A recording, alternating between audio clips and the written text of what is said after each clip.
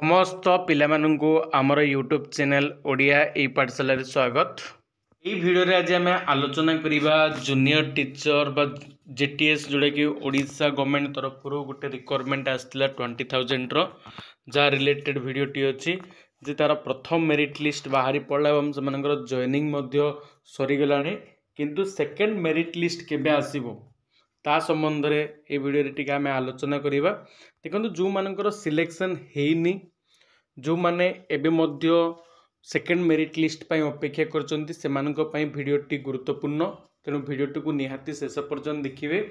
और चैनल को प्रथम थर आसते चैनल को निहाती सब्सक्राइब करेंगे। देखु जो मानकर सिलेक्शन हेनी प्रथम मेरिट लिस्ट से व्यस्त हबार ना कारण 20,000 रिक्वायरमेंट आसाला किंतु मोट उपरे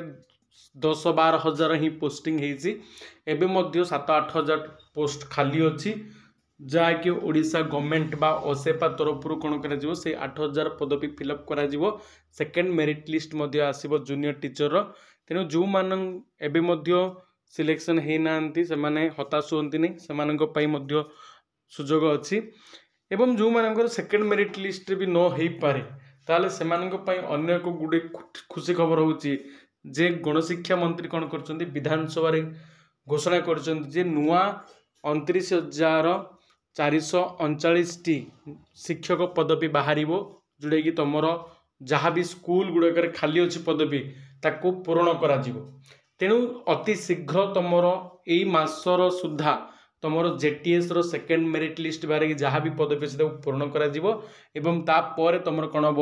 ओटीटी रिजल्ट आसनी ओटीटी रिजल्ट आस ओटीटी रिजल्ट पर तुम जो 29K जूनियर टीचर पर तुम कौन हम नोटिफिकेशन जारी हे तेणु जो मानकर हेनी से हताश होंगे से पढ़ापढ़ी जारी करूँ प्रिपरेशन जारी करूँ तेणु से नेक्स्ट जो रिक्वायरमेंट आसो से